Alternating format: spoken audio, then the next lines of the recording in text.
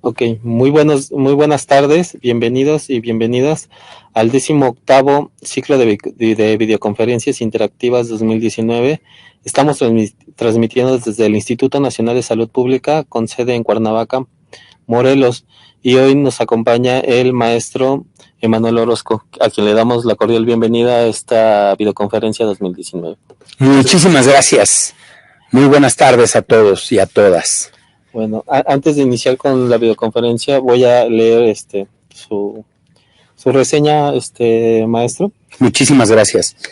Es usted licenciado en Antropología Social por la Universidad Autónoma Metropolitana, es maestro en Antropología Social por la Universidad Iberoamericana, profesor de la Escuela de Salud Pública de México, abocado a la enseñanza de sistemas y políticas de salud, autor y coautor de más de 70 publicaciones científicas.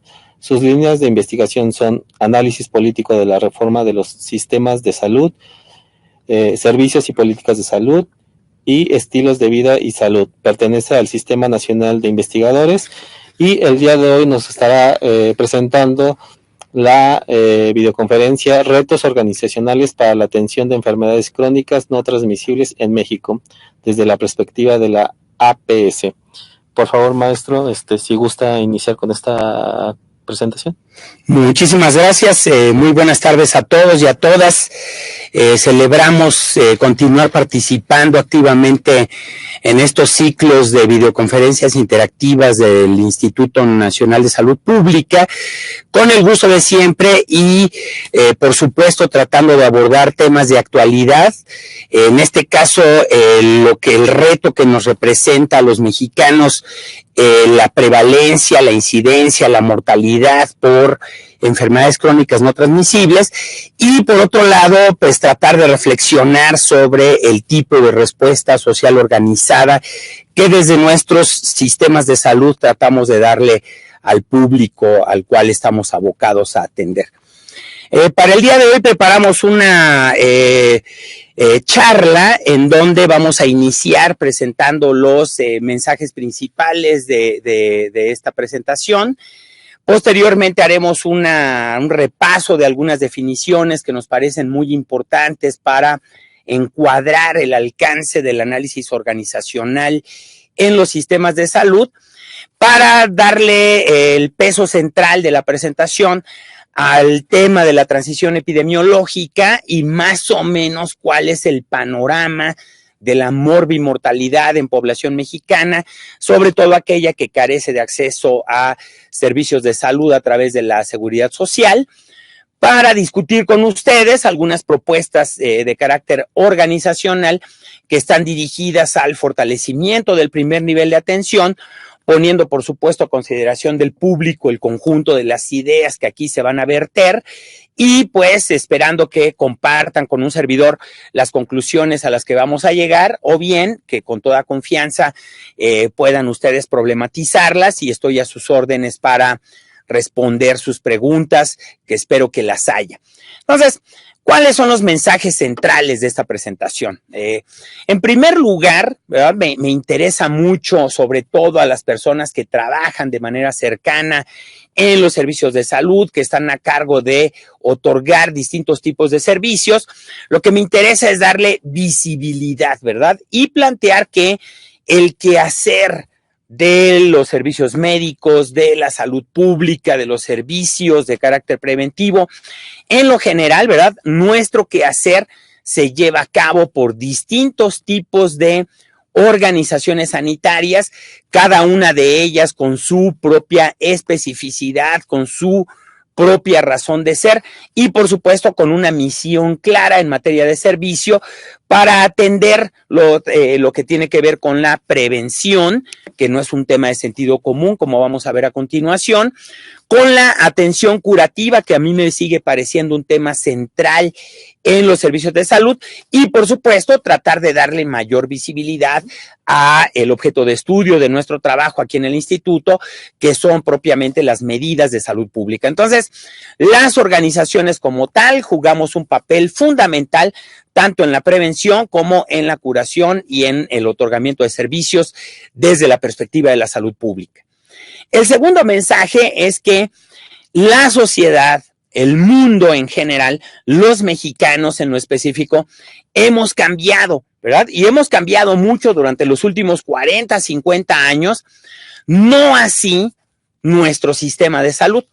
En esta charla no me voy a ocupar de lanzar una serie de críticas sin sentido sobre cómo trabajamos con el público al que nos toca atender, sino más bien lo que me interesa es poner un problema sobre la mesa, ¿verdad? Y el problema sobre la mesa es que la provisión de servicios tal cual se lleva a efecto hoy en los servicios de primer nivel de atención, sobre todo para población que carece de seguridad social, ¿verdad? El tipo de servicio que brindamos es un servicio old fashion, ¿no? No quiero decir anacrónico, pero sí que en su momento fue adecuado para responder un cierto tipo de necesidades de salud, enfermedades infecciosas, ¿verdad? Que eran de orden respiratorio, gastroentérico, algunas complicaciones durante el parto, el embarazo, el puerperio, vacunas, etcétera, de servicios para atender eventos esporádicos, ¿verdad? De autocontenidos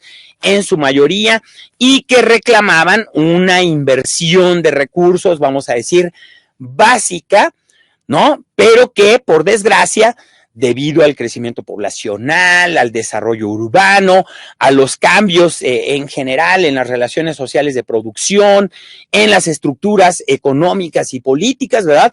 Eso nos ha llevado a reconocer de manera muy clara que la morbimortalidad en general ha cambiado, ¿verdad? Y el cambio más acelerado que nosotros podemos ver históricamente se ha dado durante los últimos 50 años, ¿no? Esos 50 años que son un poquito menos que mi edad, son el periodo de análisis en el cual, en opinión de un servidor, se dio un cambio muy importante en las condiciones de morbimortalidad que demandan una provisión de servicios diferente.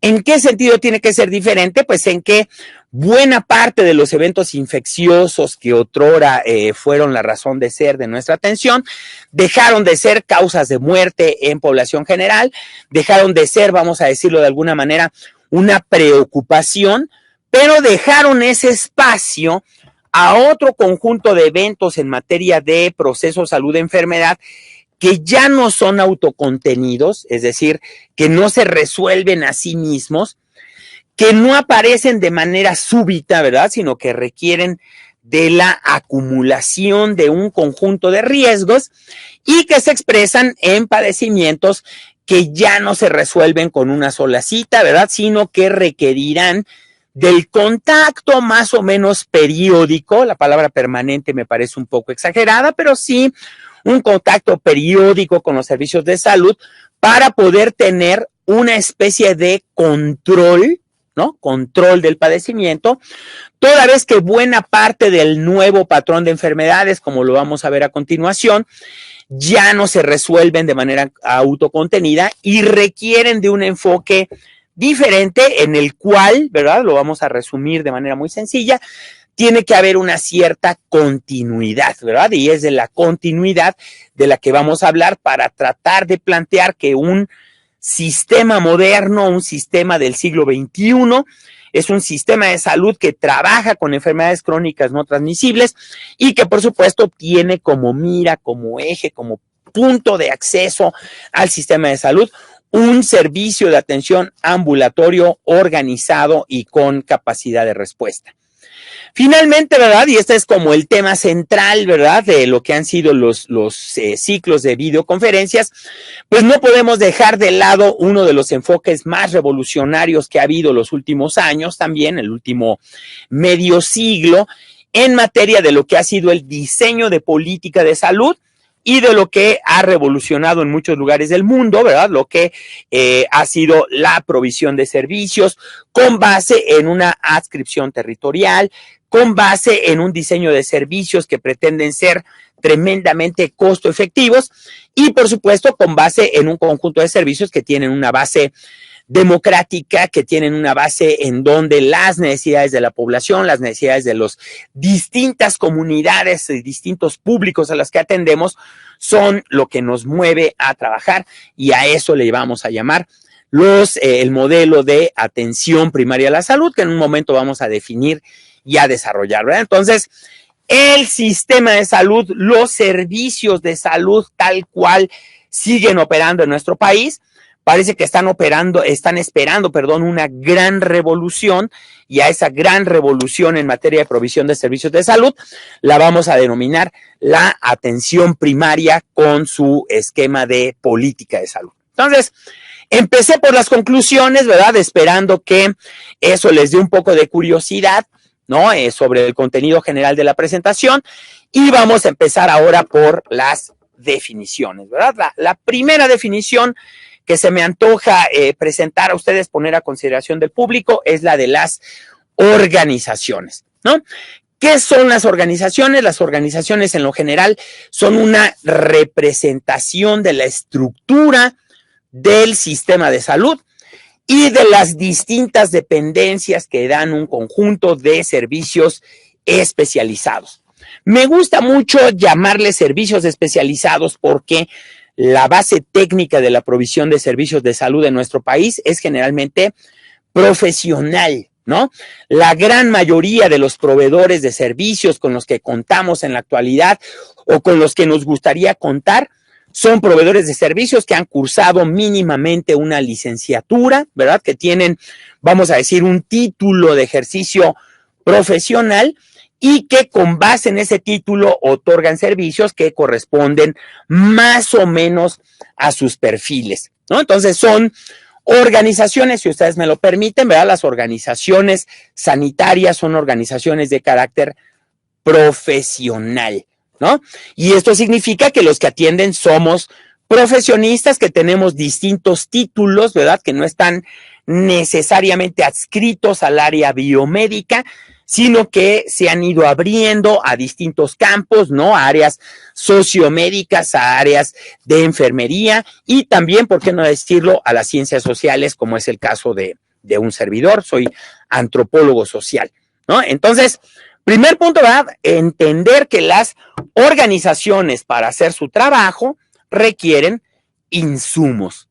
Y esto es muy importante, ¿verdad? Porque desde el proceso administrativo lo que nosotros tenemos que comenzar a pensar es que una organización de salud requiere planificar sus acciones para poder estimar los insumos que va a requerir para poder llevar a cabo, para poder producir servicios, ¿no? Es imposible, como decía en su momento Abedis Donabedian, producir servicios sin contar con los insumos necesarios para tal fin, ¿verdad? Entonces, las organizaciones necesitan insumos para producir, valga la redundancia, sus distintos productos, ¿no?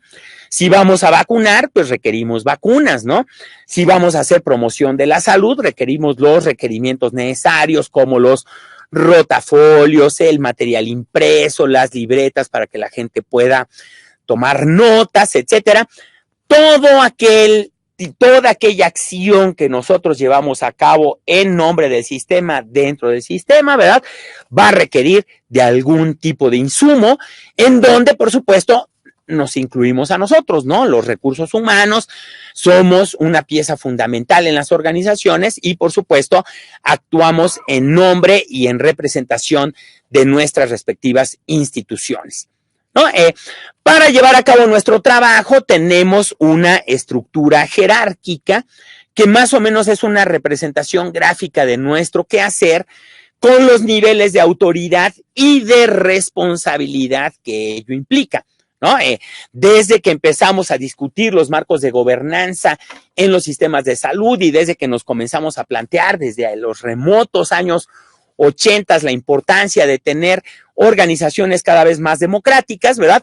Las estructuras se vuelven muy importantes, no solo en materia de lo que conocemos desde las estructuras militares como la línea de mando, sino también asumiendo que al interior de cada organización, dependiendo de nuestro nivel jerárquico, ¿verdad?, le corresponde, y eso me parece muy importante hacerlo explícito desde el marco de gobernanza, ¿verdad?, un distinto grado de responsabilidad, ¿no? Mayor jerarquía, por tanto, mayor responsabilidad. ¿Sí? Entonces, las organizaciones en general representan en su conjunto un conjunto de instituciones, ¿no? Un conjunto de actividades, un conjunto de interacciones, ¿verdad? Y finalmente, un conjunto de estructuras de carácter administrativo. Y la parte administrativa no me gustaría dejarla ahí nada más volando, sino, por supuesto, el corazón, ¿no? del quehacer en materia de planificación, gestión de recursos, ejercicio de los recursos y, por supuesto, un tema que no podemos dejar de lado, de rendir cuentas. Debemos ser buenos no solo para gestionar y ejercer fondos, sino también, por supuesto, para demostrar los resultados a los que nosotros llegamos llegamos así entonces a una definición de lo que podemos llamar organización sanitaria, ¿verdad? Si me lo permiten, podemos conceptualizar a las organizaciones sanitarias como el conjunto de redes de servicios. Más adelante vamos a definir una red ad hoc para el caso mexicano, para que no quede como un concepto esotérico, ¿verdad? Pero entonces nos interesa tener una idea clara de que las organizaciones son redes de servicios, ¿verdad? Que otorgan atención de manera coordinada, otorgando un continuo de prestaciones que están dirigidos a atender poblaciones determinadas dentro de un marco de responsabilidad, respondiendo a dos cosas clave, ¿verdad? Ese marco de responsabilidad tiene que dar cuentas, ¿verdad? De los recursos que nos fueron asignados y que eventualmente sirven para cubrir los costos, ¿verdad? De producción de cada una de las acciones que nosotros llevamos a cabo en terreno, pero acciones que no se dan en el aire, ¿verdad? Son acciones, como decíamos hace rato, ¿verdad? Que tienen un carácter transformador y que por tanto están obligadas a dar un resultado, un logro en materia de salud, ¿verdad? Y aquí salud, espero que ustedes estén lo suficientemente actualizados para no recitar en automático la definición de la Organización Mundial de la Salud, que es de 1948. Yo esperaría que el público tenga por ahí algunas definiciones en su mente, un poquito más contemporáneas, en donde quede también de relieve, por supuesto, el rol que tenemos las distintas organizaciones sanitarias en el logro, en el resultado, ¿verdad? En lo que se vuelve nuestra razón de ser, que es o la producción de salud, ¿no? O bien la mejora de las condiciones de salud de las personas que por alguna razón u otra la tengan amenazada o estén en una situación, en una condición de enfermedad o de pérdida, ¿sí? Por tanto, ¿verdad? La salud es un estado positivo, ¿verdad? Al que las organizaciones tendríamos que aspirar, buscando que la mayor parte de nuestros usuarios se beneficien de las acciones que nosotros llevamos a cabo en terreno. Lean bien, por favor, para producir salud, para mejorar la salud, cambiando un poco este enfoque prevaleciente que es para atender enfermedades o contender con el sufrimiento, en donde, por supuesto, ya no estaríamos nosotros en el ámbito preventivo, sino ya metidos en el ámbito curativo, que es uno de los ámbitos en el cual creo que vamos a tener una buena oportunidad de reflexionar en esta charla. Sí, entonces, para estudiar las organizaciones, Mark Roberts y un conjunto de autores proponen una estrategia analítica que está centrada básicamente en responder 3 preguntas clave que me parecen tremendamente relevantes en momentos de cambio, en momentos de ajuste estructural, como el que estamos viviendo ahorita de manera natural en México, consecuencia del cambio de partido en el poder y obviamente del cambio en las expectativas que tenemos todos sobre el quehacer de nuestro sistema de salud en materia, por supuesto, de producción de salud, ¿no? Entonces, ¿en qué consisten las estrategias analíticas para estudiar las organizaciones sanitarias? Pues en responder básicamente 3 cosas básicas, ¿no? La primera, ¿quién hace qué? Es una pregunta esencial que ahorita vamos a desarrollar, pero que me parece fundamental, porque a la hora de preguntar quién hace qué, pues no se trata de decir que todas las organizaciones sanitarias hacemos lo mismo, ¿no? El Instituto Nacional de Salud Pública tiene como qué hacer producir evidencia que eventualmente mejore la toma de decisiones y las políticas públicas para poder lograr la equidad en salud, ¿no? Entonces, ¿qué nos toca? Generar evidencia que se puede aplicar para cuestionar o para generar nuevas políticas públicas, ¿no? Pero si yo veo que en la puerta dice hospital de segundo nivel, bueno, ahí ya entenderé que lo que toca es atender las especialidades troncales en materia de atención especializada, ¿no? En donde habrá medicina general, ginecología, pediatría, medicina interna, ¿no? Cada letrerito que tenemos afuera de nuestras organizaciones de alguna manera sugiere lo que hacemos, ¿sale? No todos mejoramos la salud. A lo mejor los que mejoran la salud son los que dan consulta, pero para poder hacerlo requieren conocimiento, requieren insumos, requieren organización, etcétera, que es lo que debe responder cada quien en función de cómo se llame su escritorio, su oficina o la dependencia para la que está trabajando, ¿sí? Entonces, primer punto, ¿quién hace qué? Segundo punto fundamental que no podemos olvidar y que obviamente responde a una razón de ser de una organización profesional es ¿cuáles son los incentivos? ¿Y cuáles son los incentivos? Es básicamente responder de manera clara con ¿y qué gano yo haciendo lo que mi organización plantea? En el caso particular de los trabajadores de la investigación aquí en el instituto, tenemos acceso a un conjunto de incentivos en donde está en primer lugar nuestro salario, pero también otro conjunto de incentivos que están vinculados directamente con nuestra productividad, ¿sí? Entonces, esos incentivos pueden funcionar en sentido, por supuesto, positivo o negativo. Hago mi trabajo, tengo acceso a premios. No lo hago, tengo acceso a castigos o a sanciones que, por supuesto, están contempladas en el marco de gobernanza y que tienen que ver con qué gano haciendo lo que hago. Por supuesto que en una organización profesional, conservar el empleo no es lo único que nos debe preocupar en materia de nuestro quehacer. ¿Por qué? Porque los profesionistas tenemos aspiraciones que van un poquito más allá de resolver la necesidad primaria y que buscan, en la medida de lo posible, desde la perspectiva gerencial, pues dar un plus, ¿no? Dar un extra a nuestra organización que eventualmente les servirá para continuar creciendo y fortalecer su quehacer, ¿no? Entonces, los incentivos, por supuesto, juegan un papel fundamental en la mejora de la productividad, en el desarrollo de los esquemas competitivos, ¿no? Y finalmente, por supuesto, lo que tiene que ver con la organización, en donde entran los sistemas gerenciales. ¿Cómo vamos a hacer lo que tenemos propuesto hacer?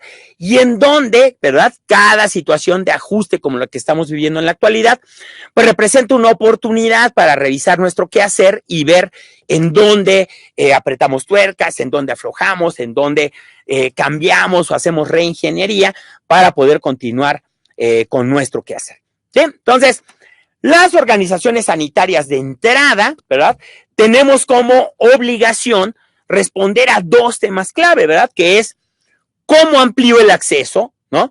Sabemos que en países como México, si bien es cierto la atención en general, ¿verdad? No presenta grandes barreras, pues sí sabemos que hay listas de espera, sabemos que dependiendo del tipo de servicio, las personas deberán invertir un poquito de mayor tiempo en recibir atención y este tipo de situaciones no las podemos normalizar, ¿verdad? Al contrario, tenemos que estar viendo qué es aquello que demora la atención para poder hacer los ajustes correspondientes y evitar que esas demoras se conviertan en un daño a la salud, que es por supuesto algo con lo cual tenemos que luchar. Nosotros estamos para mejorar la salud, no para empeorar o complicar la salud, ¿no? Entonces sí es muy importante tener claro que aquellas organizaciones que están a cargo de proveer servicios tienen que responder de manera clara a ampliar el acceso o bien a desarrollar mecanismos de protección contra riesgos sanitarios,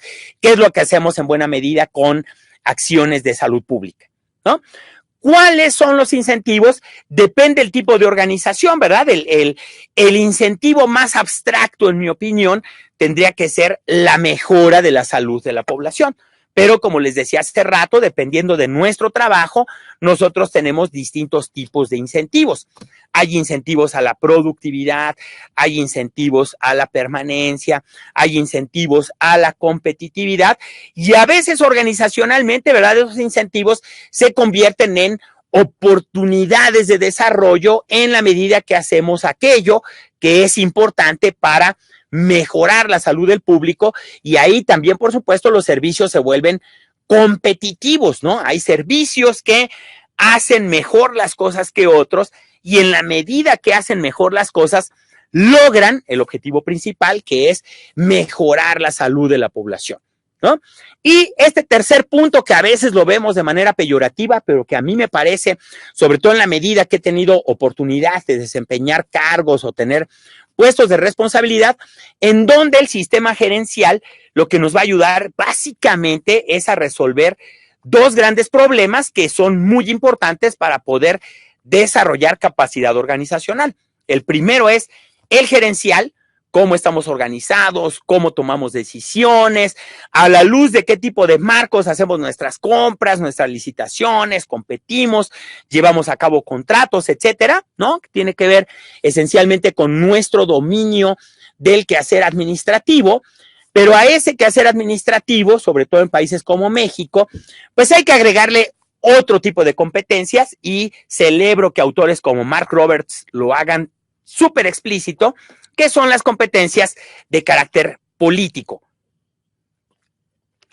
Es decir, tengo que saber interactuar con los tomadores de decisiones, tengo que saber presentar los problemas que me aquejan para poder atraer la atención, tengo que competir con otros por recursos que pueden ser humanos, financieros, tecnológicos, ¿verdad?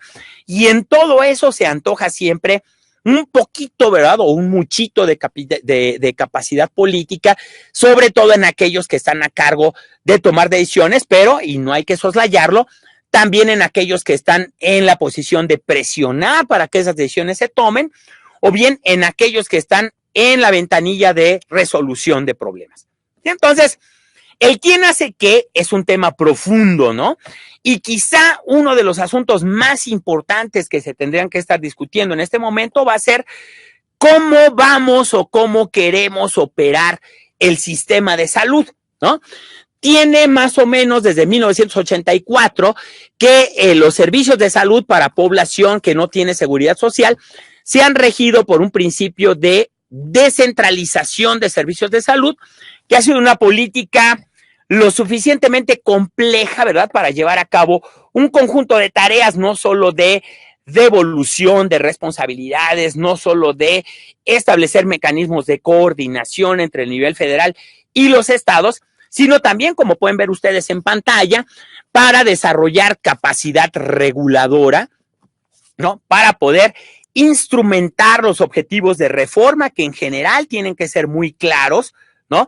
Digo, entiendo que esta idea de buscar la cobertura universal aparentemente es claro, pero si ustedes lo revisan, y lo vamos a hacer en unos minutos, pues muchas de estas cosas, la verdad, no son tan claras, ¿no? Porque para un servidor es muy importante saber la cobertura universal de quién o de quiénes, en qué condiciones, y por supuesto, qué es lo que hace falta, que lo vamos a ver al final de la presentación, qué es lo que haría falta para poder lograr un objetivo fundamental de las reformas sanitarias, que es al que le llamamos cobertura universal, ¿verdad? Y esto pasa por discutir si vamos a hacer servicios enteramente públicos, como es el caso de México, ¿no? Tenemos casi un monopolio del Estado, el cual provee alrededor del 90% de los servicios de salud que se producen en nuestro país, cifra que me parece muy elevada en comparación con países como Colombia o como Chile, donde el sector privado, por supuesto, también forma parte del esquema de provisión público,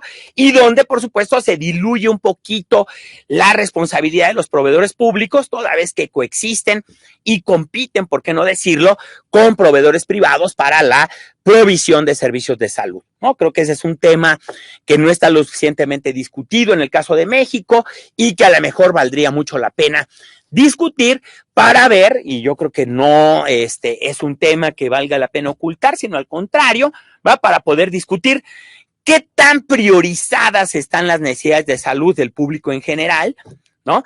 ¿Qué tanta capacidad de gestión hay en los servicios estatales de salud?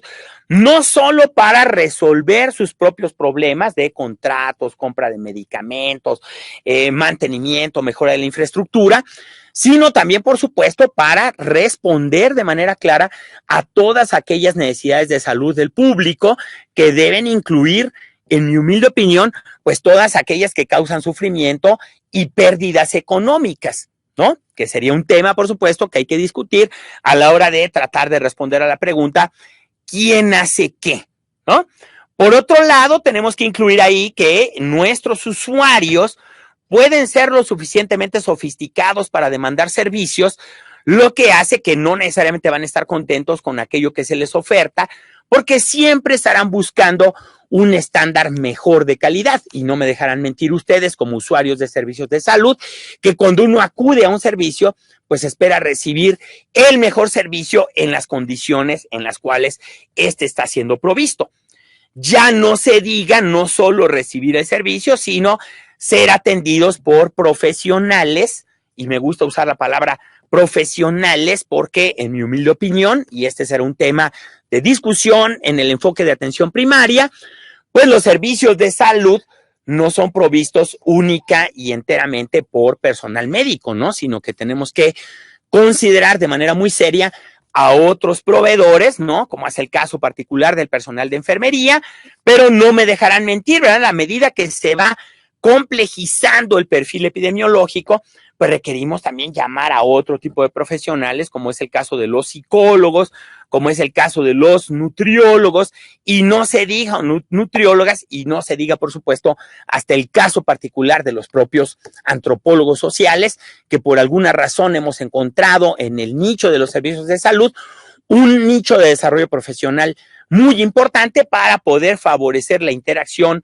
entre los servicios de salud y el público en general, ¿no? Entonces, los servicios no son abstractos, ¿verdad? Los servicios son de distinta naturaleza y obviamente hay algún tipo de servicio, como es el caso particular de las detecciones oportunas, del cual vamos a hablar en unos minutos, que se antoja que sean más de carácter masivo y que por tanto tendremos que preguntarnos, pues, ¿qué tenemos que hacer para mejorar la capacidad de diagnóstico oportuno en el primer nivel y con ello poder introducir un enfoque más preventivo y más de atención primaria que el curativo y reactivo que es el que tenemos en la actualidad, ¿no? Entonces ahí requerimos también profesionales críticos que sean capaces de no solo modificar, para poder modificar hay que tener control de los procesos y en la medida que tenemos control de los procesos podemos llevar a cabo proyectos de mejora, ¿no? Tenemos que ir viendo también el tema de la diversificación de los servicios, de la diversificación de los profesionales y por supuesto, y me permití ponerlo de entrada como uno de los grandes retos que no ha resuelto el sistema de salud, que son pues las poblaciones vulnerables. Una de ellas en donde creo que no nos va a costar trabajo estar de acuerdo en que los servicios son notoriamente diferentes en materia de sus restricciones, de su capacidad y de su bajo acceso, pues son los servicios que nosotros proveemos en zonas rurales, ¿no? Entonces, como que aquí quizá pudiéramos empezar a pensar el quién hace qué, pero no lo fácil, sino vamos a empezar por discutir quién hace qué, pero en materia de lo que son los retos, que es, por supuesto, el tema central de esta charla. En materia de incentivos, como comentamos hace unos minutos, ¿verdad? Entran todos aquellos esquemas de eficiencia, de competitividad y, por supuesto, de calidad, esperando que en las tres vertientes el público esté pensando en cuestiones de carácter complejo y que nos salgamos un poquito de las cuestiones que son más básicas y más comunes y tratemos de pensar en aquellas que son más complejas, como por ejemplo usar el abasto de medicamentos o la disponibilidad de medicamentos como un elemento de calidad de la atención, ¿no? Para que no sea solo esta onda de espero un minuto, no le di nada, pero pues mis indicadores de calidad están bien porque le sonreí y lo atendí rápido. Aquí creo que habría que empezar a incluir ya temas de insumos y, por supuesto, a indicadores que no manejamos de manera más o menos recurrente, pero que me parecen importantes, como son el control metabólico o como son el propio control de biomarcadores en pacientes complicados para poder saber qué tan efectiva está siendo la atención y, por tanto, cómo podemos nosotros volverla más efectiva, qué incentivos se requerirían para que ésta sea muchísimo más competitiva, de mejor calidad y, por supuesto, ampliando las posibilidades, sobre todo gerenciales, que en un momento dado tienen los proveedores, buscando, ¿verdad?, en el horizonte una mayor diversificación, lo vamos a discutir más adelante, pero teniendo claro que a la mejor, y podría ser el primer reto que podemos plantear de manera directa, que con los recursos que tenemos en la actualidad, pues es muy difícil resolver la demanda que tenemos de servicios de salud. Esto ahorita dicho de manera muy genérica, pero ahorita le vamos a poner números, ¿no?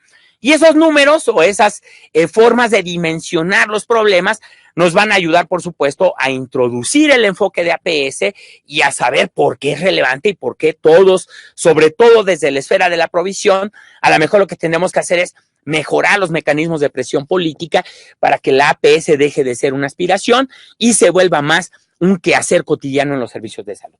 Entonces, llegamos al tercer nivel, ¿verdad? Que son los sistemas gerenciales, en donde, como comentábamos, ¿verdad? México ha operado de manera más o menos exitosa en un esquema descentralizado, por lo menos los servicios de salud para población sin seguridad social, toda vez que sabemos, ¿verdad?, que la estructura de provisión de servicios de salud de la seguridad social, IMSS, SEDENA, Pemex, etcétera, opera de manera centralizada, de manera federalizada, ¿no? Mientras que los servicios de salud no.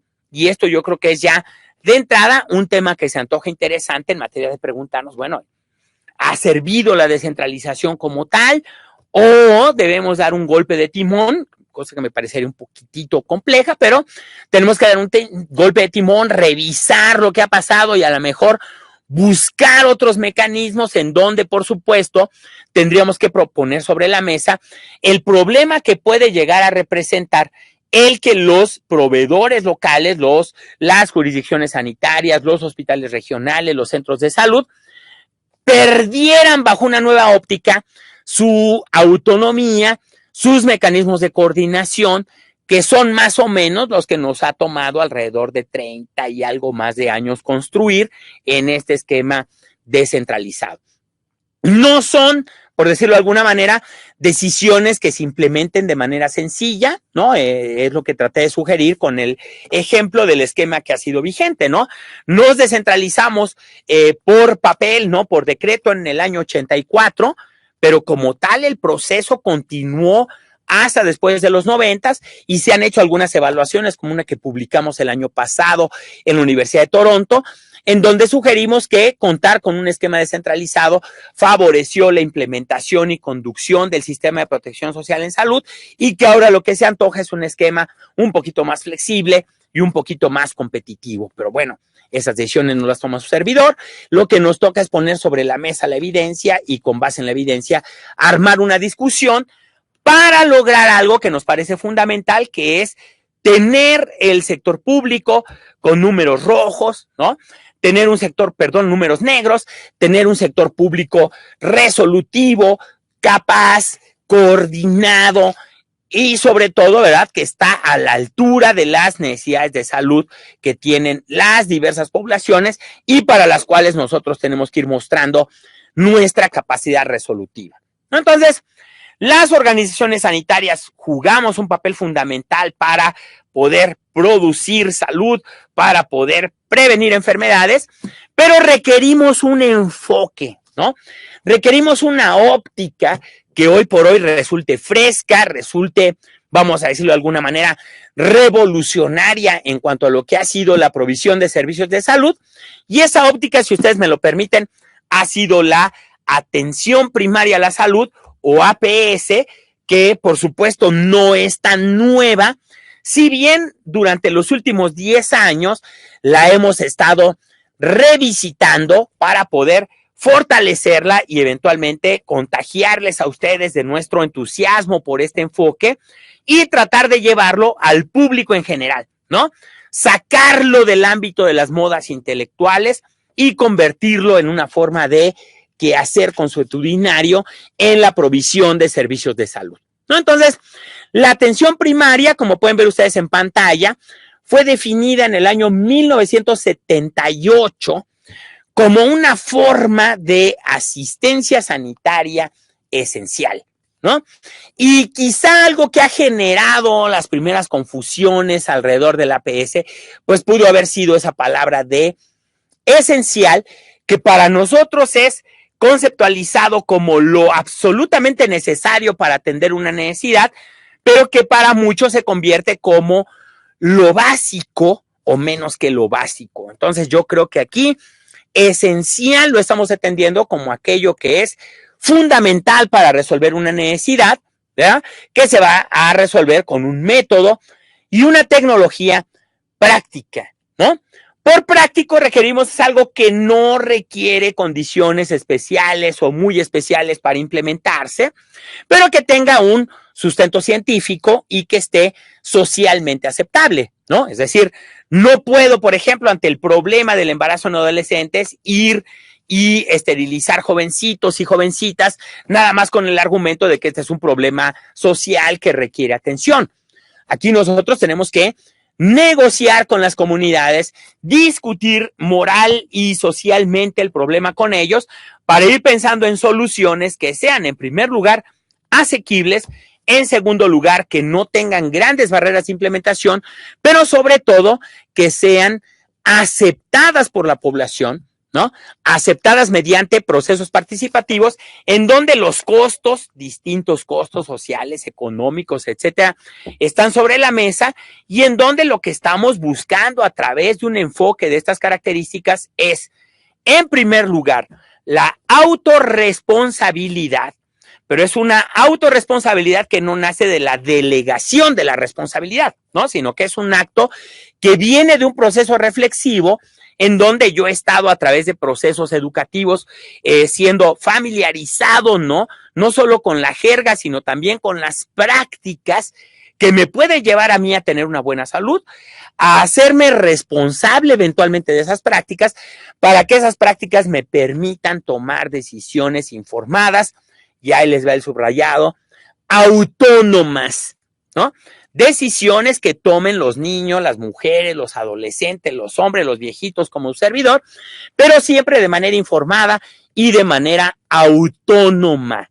Es decir, en donde se respeta la voluntad del individuo, toda vez que contó con los elementos necesarios para poder tomar una decisión tan básica como me vacuno o no a mi niño, pero además, ¿dónde está mi responsabilidad cuando un adulto decide por un tercero que a lo mejor tiene los elementos para decidir, pero no así la condición política para hacerlo, ¿sí?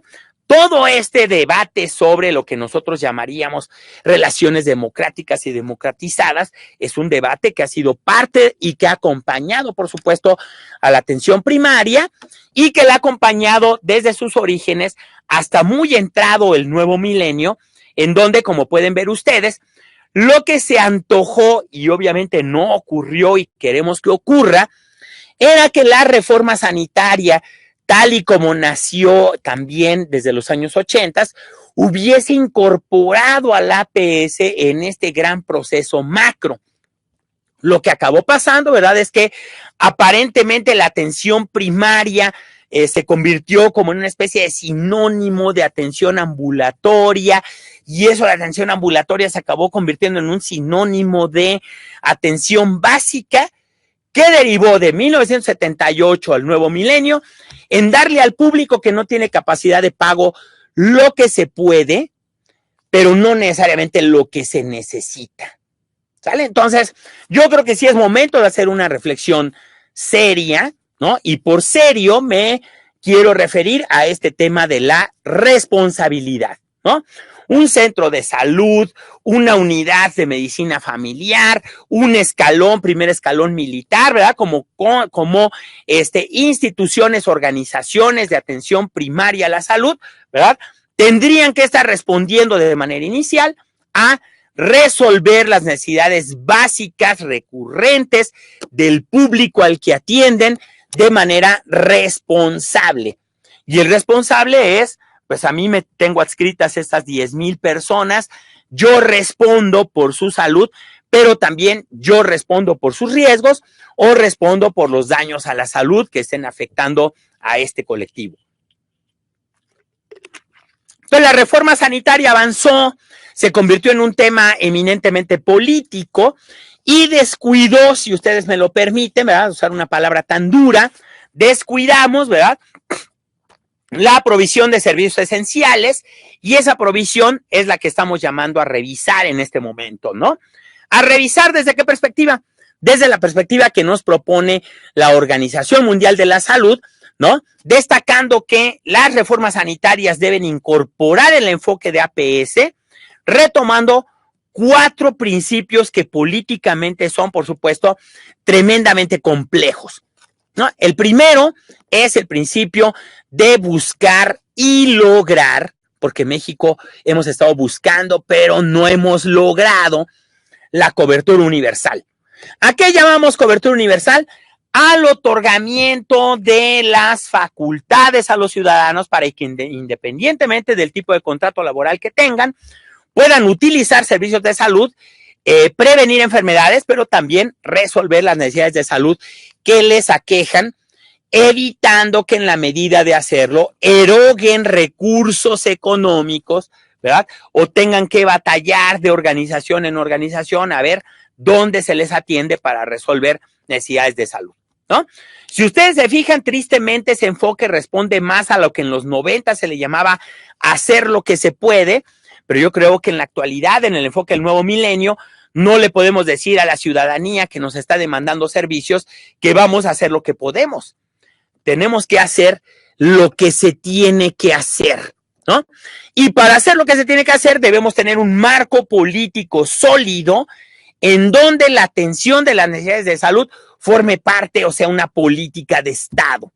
No es un asunto donde medio otorgamos, medio resolvemos y el resto que el ciudadano vea cómo le hace, ¿no? Yo creo que en este enfoque democrático la sociedad mexicana está más o menos preparada, no solo para demandar, sino también para hacerse corresponsable de un conjunto de situaciones, en este caso, por supuesto, el acceso, la provisión y la resolución de necesidades de salud a través de un servicio justo y democrático, ¿no?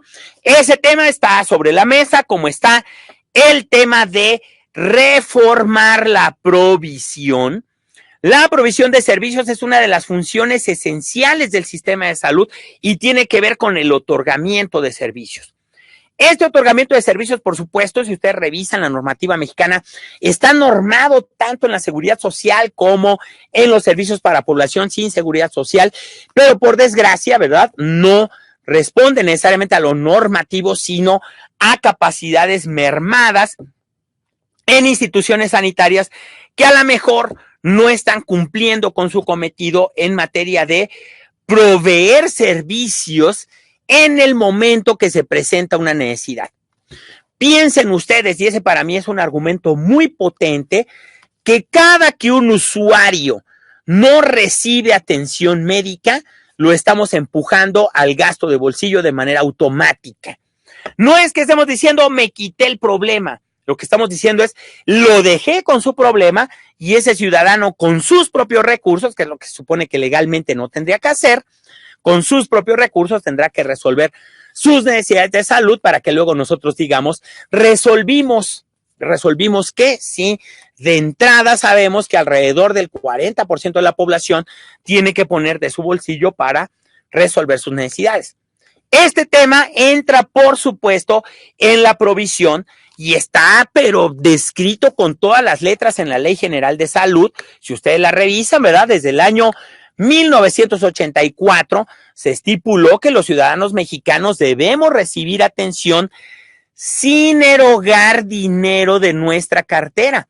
Y parecería, y lo digo por el tema de las cuotas de recuperación, que es uno de los deportes favoritos en el sistema de salud, hacer gastar a la población porque los recursos que tenemos no son suficientes para resolver sus necesidades. Ahí no queda la cosa, ¿verdad? Yo creo que ahora los ciudadanos tenemos que empujar por políticas saludables, como son la mejora del transporte, como son la mejora del agua potable, como es el acceso a escuelas de calidad, etcétera, porque todo eso produce salud. Y las políticas públicas tendrían que estar respondiendo de manera muchísimo más responsable a lo que es la producción de salud desde una perspectiva colectiva y no dejándolo, como ocurre en la actualidad, en las capacidades, en el intelecto, en el potencial que pueda tener cada persona para procurar por su propia salud, independientemente de lo que pueda hacer el medio o de lo que podamos hacer las instituciones que teóricamente tendríamos que estar facilitando que esa cuestión ocurra, sobre todo en poblaciones vulnerables, ¿no? Entonces sería un tercer conjunto de reformas que son importantes y una cuarta que se antoja muy deseable en este momento, que se está haciendo el plan sectorial de salud, que se están haciendo los planes estatales de salud, etcétera, que son reformas de liderazgo, ¿no? Si estamos planteando dar un viraje, ¿no? De un esquema descentralizado, uno centralizado, pues a mí sí se me antoja saber cuáles son las ventanillas, con quién tengo yo que acudir y tenerlo, por supuesto, claro, toda vez que si modificamos el quehacer de la estructura del sistema de salud, pues por supuesto vamos a modificar sus relaciones y para los trabajadores y el público, pues esas nuevas relaciones tienen que ser claras desde antes de que se implementen las nuevas instituciones, desde antes de que se lleven a cabo las reformas, ¿no?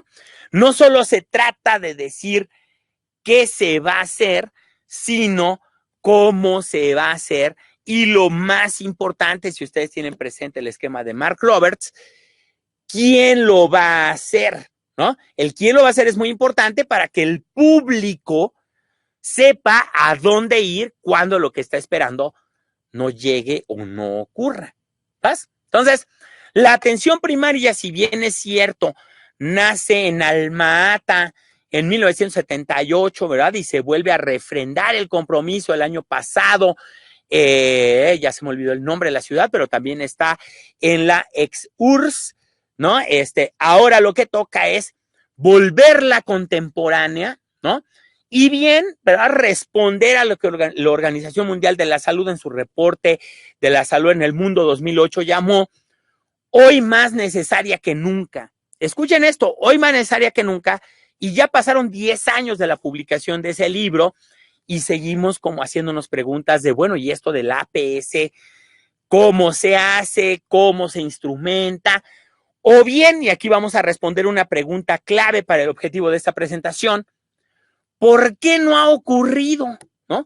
¿Por qué hoy por hoy que todos pretendemos hablar o hacernos los expertos en un tema tan relevante y ya un poquito viejo, ¿no? Fíjense, viene de 1978, pero que se vuelve muy vigente, ¿verdad? Poniendo sobre la mesa el problema que está discutiendo la Organización Mundial de la Salud, cuando se hizo la pregunta de, oye, ¿y por qué si fuimos claros en 1978 no hemos logrado que todos los sistemas de salud del mundo, por lo menos de el sistema ONU, tengan su esquema de provisión de servicios de salud basados en la atención primaria, ¿no? Pasaron de 1978 a hoy 40 años tranquilamente, y de esos 40 años la gran pregunta de por qué no ha ocurrido, tenemos la posibilidad de responderla siguiendo el argumento de la diapo que tienen en este momento en pantalla, ¿no? Originalmente los gobiernos en 1978 firmaron el acuerdo para instituir la atención primaria como un enfoque fundamental en el sistema ONU, ¿verdad? A través de la Organización Mundial de la Salud y en nuestro caso apoyados por la Organización Panamericana de la Salud de manera regional, tratando de lograr en aquellos años 3 objetivos primarios fundamentales y que hoy por hoy, y el sistema mexicano es un excelente ejemplo, por desgracia negativo, para decir que brillan por su ausencia, ¿no? Primer gran objetivo, lograr la equidad sanitaria. Preparé una diapo que voy a presentar casi al final de la presentación, en donde les estoy mostrando que, en mi humilde opinión, hay un conjunto de situaciones que son más favorables para las personas que tienen seguridad social y que se vuelven tremendamente desfavorables, pero normales para la población que carece de la misma, ¿no? Entonces tenemos un esquema vigente de una profunda desigualdad en materia de provisión de servicios de salud y que se responde en el caso de México con una pregunta básica, que es ¿quién tiene seguridad social y quién no? ¿Verdad? Los que tienen aparentemente, ¿verdad? Porque no necesariamente resuelven todo ahí, pero sí más que los que no la tienen, los que tienen seguridad social en cualquiera de los esquemas que tiene el sistema mexicano, como la Sedena, el IMSS, Pemex, etcétera, pues más o menos tiene condiciones de acceso a sus unidades de atención primaria, y no se diga que es una de las grandes preocupaciones del público, que no debería serlo, a los hospitales, ¿no? Esta primera preferencia de, no sé de dónde venga, quizá de pensar que en los hospitales hay muchos sabios, o por lo menos hay mucho más que en un centro de salud, ¿verdad? Pero de pensar, como ahí hay harto sabio, yo voy a ir ahí y ahí me van a resolver mi problema. Eso ya ocasionó un sesgo y un problema en el servicio de salud, como pueden ver ustedes en la diapo, ¿no? Se puso como punto nodal de la red de prestación de servicios de salud al hospital, y eso creó una distorsión en el sistema de salud a la que se le llama hospitalocentrismo, en donde para el ciudadano común, ¿verdad?, lo que puede resolver sus necesidades de salud es ver un hospital en vez de un centro de atención primaria, ¿no? Y lo digo ver porque no necesariamente tener un hospital ahí significa que uno se va a atender ahí. A veces se puede ver como un objeto de fe, ¿no? Como pensar, ahí hay tabiques y cemento, y el hecho de que yo le rinda culto al tabique y al cemento, eventualmente me puede devolver la salud. Yo no estoy muy seguro, ¿verdad? Pero de lo que sí estoy seguro es que no tener un sistema de salud basado en la consulta ambulatoria de primer nivel, lo que va a hacer es encarecer el servicio de salud y además orientar la preferencia del usuario a un tipo de servicio que hoy por hoy es, si no tremendamente inaccesible, por lo menos sí hay que vencer algunas barreras para poder tener acceso a un médico de especialidad.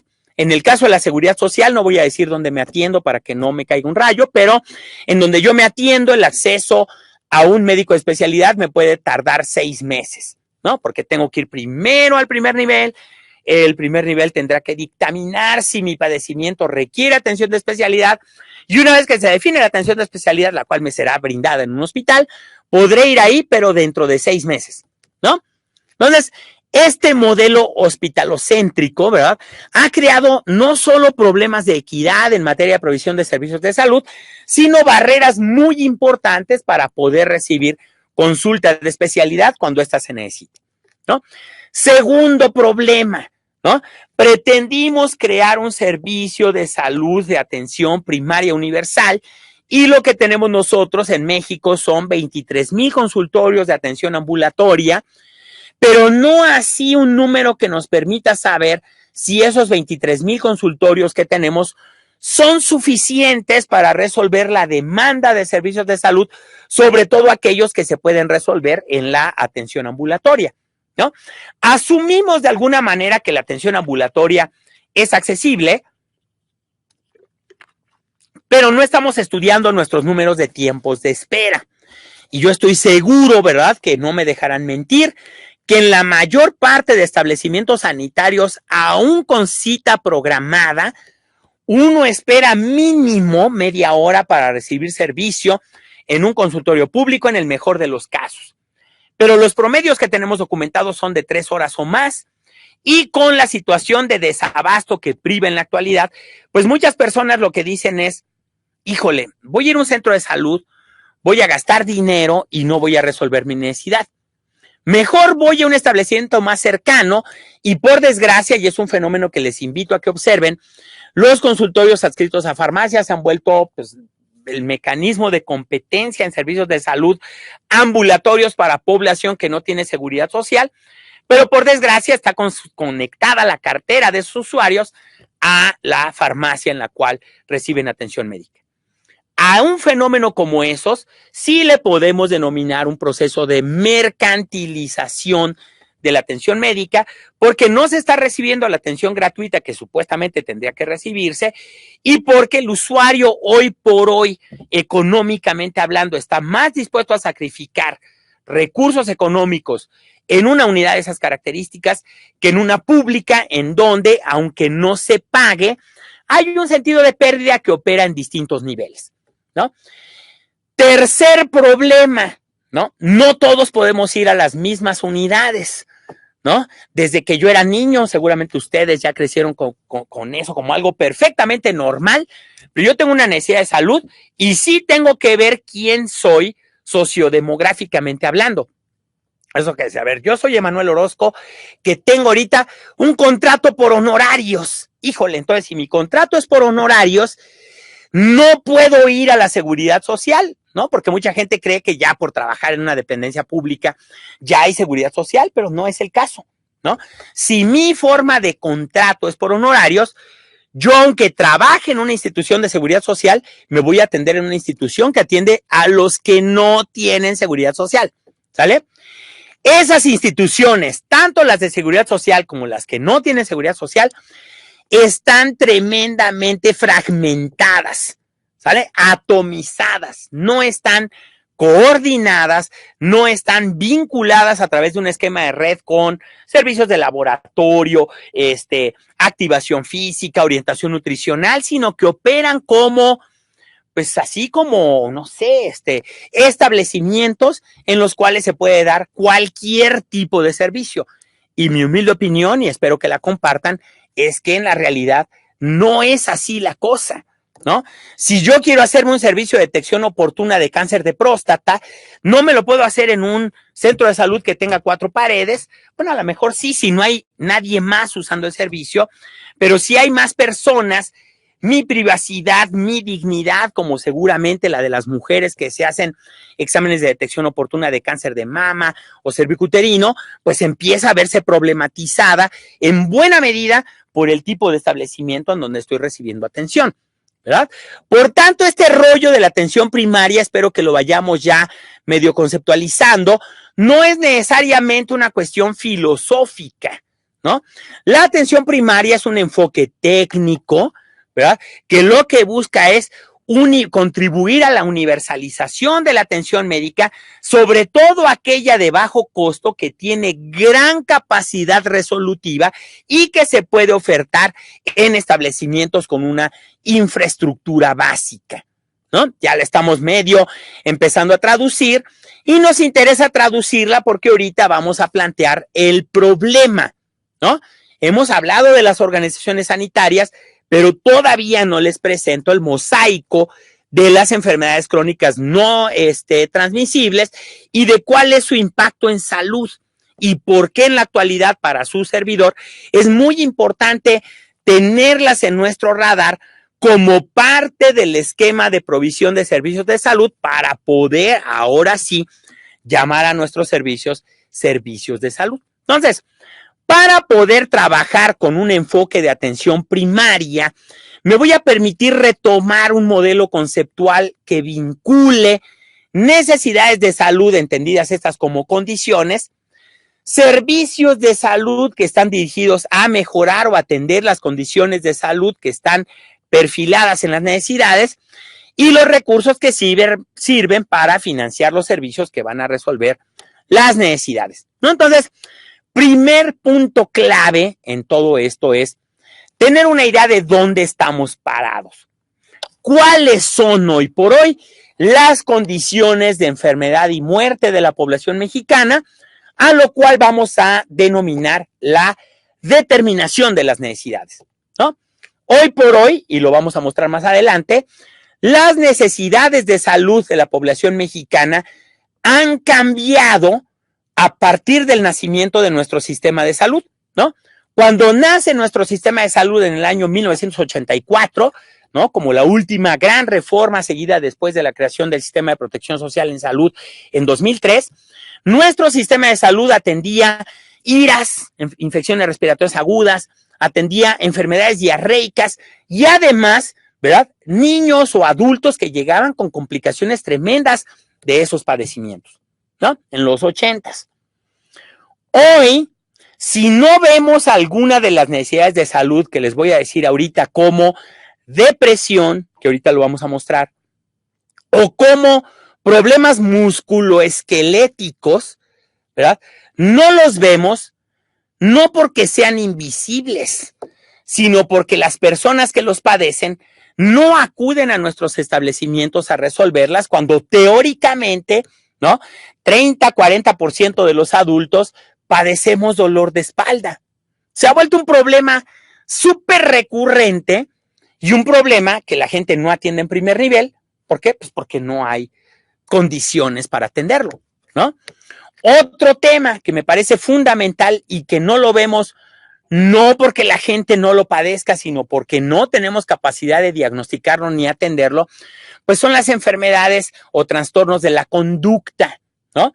Hoy por hoy sabemos que alrededor del 50% de las mujeres adultas pueden padecer un evento depresivo durante el año o vivir condiciones de depresión, pero esa situación no se diagnostica y mucho menos se trata en los centros de salud de primer nivel, pues porque no hay quien lo haga, ¿no? Yo he estado trabajando recientemente con proveedores de primer nivel y lo que estoy viendo es como que les estamos empezando a cargar la mano porque deben ser buenos, sí, y estamos hablando de personal médico porque es casi los únicos que contratan en primer nivel, deben ser buenos para curar, deben ser buenos para diagnosticar, pero ahora también deben ser buenos para trabajar con obesidad, cosa a la cual tengo algunas dudas, no sé ustedes, deben ser buenos para detectar adicciones, deben ser buenos para detectar problemas de violencia familiar, y como que uno dice, oye, es la misma persona o el mismo equipo de trabajo, que es un médico, una enfermera y un promotor por núcleo básico, ¿no? Entonces, ¿cómo le vamos a hacer para determinar las necesidades de salud? Para mí este es un tema fundamental por lo siguiente. De la determinación de necesidades viene el establecimiento de metas de producción de servicios de salud, ¿no? Si yo estuviera, por ejemplo, ahorita en un estado como Tabasco, en donde tenemos más o menos certeza que alrededor del 50% de la población menor de 18 años ha tenido ideación suicida, ¿no? Yo tendría entonces que empezar a ver para el primer nivel qué es lo que tenemos que empezar a hacer para empezar a detectar un problema de salud que no llega al primer nivel, no porque los adolescentes no quieran ir, sino porque saben que no hay capacidad, uno, de diagnóstico. ¿Cómo diagnostica un médico ideación suicida? A lo mejor debería ser otro profesional, ¿no? Pero también, por otro lado, ¿cómo lo trata? ¿No? No se va a tratar únicamente de que ya tengo aquí el caso y ahora no sé qué hacer, sino que tendría yo que tener un mecanismo de referencia para saber si lo puedo tratar o atender yo, o bien lo tengo que referir a otra unidad, como me podría pasar también con una detección oportuna de cáncer, o me podría pasar también con una detección oportuna de diabetes o de hipertensión, ¿sí? Si el problema fuera que tenemos 20% de población con factor de riesgo de hipertensión, pues ahí lo que tenemos que hacer es poder referir para hacer un diagnóstico y después lo que sigue, ¿verdad? Poder saber qué se necesita para poder resolver las necesidades de salud que me fueron referidas en mi etapa inicial, ¿no? Yo tengo entonces que conocer las necesidades para saber qué servicios necesito, pero también cuántos recursos, ¿no? Y estos recursos deben incluir por lo menos 3 grandes vertientes, ¿no? El recurso humano, que el tipo de necesidad de salud que les he planteado nos tiene que obligar a pensar en el recurso humano. ¿Quiénes son unos tigres para detectar depresión? ¿Quiénes son tigres para detectar trastornos de la alimentación? ¿Quiénes son tigres para poder contender con complicaciones de padecimientos crónicos, ¿verdad? Esos son los profesionales con los que tenemos nosotros que trabajar para resolver las necesidades de salud en ese nivel. Y, por supuesto, poder ver qué tan disponibles están los recursos, qué tan resolutivos fueron esos recursos y cómo cambió el perfil de necesidades de salud, asumiendo, ¿verdad?, que el grueso de condiciones de salud se atienden o tendrían que atenderse en el primer nivel de atención, ¿no? El primer nivel de atención es en donde, por decirlo de alguna manera, tendría que recibirse y resolverse alrededor del 80% de la morbilidad general. No les quiero espantar, no quiero decir que ya en automático somos responsables de resolver el 80% de la carga de morbimortalidad, pero sí de tener claro que en el primer nivel debe haber capacidad diagnóstica, debe haber capacidad de referencia y debe haber, por supuesto, mecanismos de coordinación, porque hoy por hoy la población mexicana, sobre todo los usuarios de servicios de salud, acuden en primer lugar al segundo o tercer nivel de atención cuando no es la ventanilla correcta, sobre todo para tener idea de qué se padece, que sería el diagnóstico, y posteriormente, por supuesto, recibir tratamientos, etcétera. Entonces, ¿de qué tamaño es el reto? ¿No? Yo creo que aquí el punto clave es no dejarlo en especulación y tratar de ver cómo está el asunto de la pérdida de vida saludable por enfermedades crónicas no transmisibles, ¿no? Podríamos decir que hoy por hoy consultamos los datos del GBD, del Global Burden of Disease, y a partir de consultar los datos del GBD para México, comparando de 1990 a la actualidad, al año 2018, podemos decir que en general ha aumentado la tendencia en cuanto a morbilidad por enfermedades crónicas no transmisibles, ¿no? Lo que ha hecho, por ejemplo, que padecimientos como la hipertensión arterial esté presente en casi la mitad de la población adulta, mientras que padecimientos como la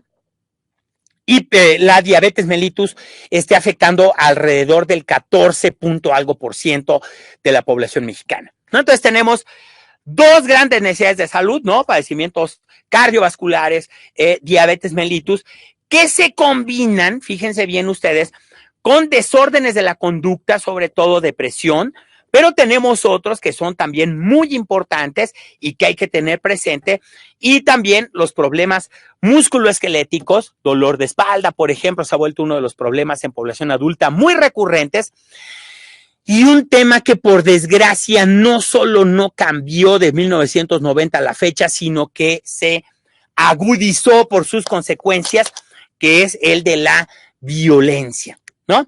Hoy por hoy la violencia interpersonal intencional es uno de los problemas más amenazantes de salud mental que tenemos en la sociedad mexicana y para el cual, y lo digo con cierta preocupación, pues no tenemos muchos recursos a la mano para poder contender con él y por desgracia tiende a normalizarse, ¿no? Tenemos también, y ese es un tema como medio de jalón de oreja, ¿no?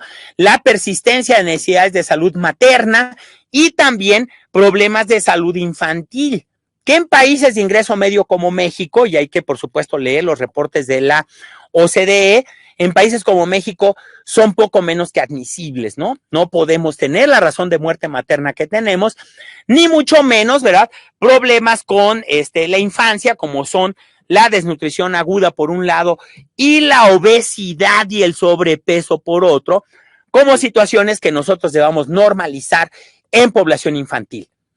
Y un tercer tema que debe ser, por supuesto, causa de preocupación en los servicios de salud ambulatorio y que requieren mucha promoción de la salud, lo pueden ver ustedes ahí, el incremento de VIH.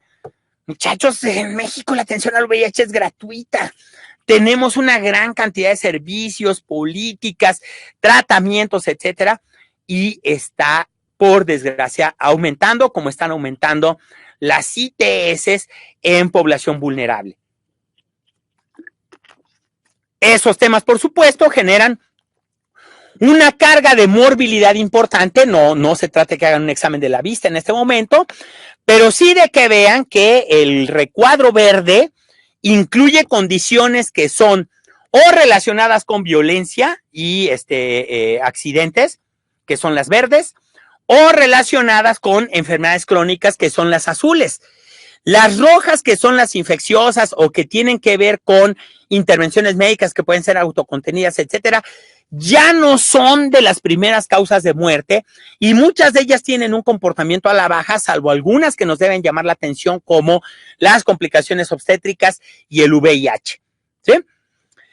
En términos generales, ¿verdad? La morbilidad, como pueden ver ustedes, está expresada en azul, con aquellas condiciones crónicas en donde comienza a verse claramente diabetes, problemas renales, asuntos de dolor y problemas de salud mental, como lo son la ansiedad, la depresión, las adicciones. Vean ustedes que proporcionalmente el rectángulo ocupa ya la mayor parte.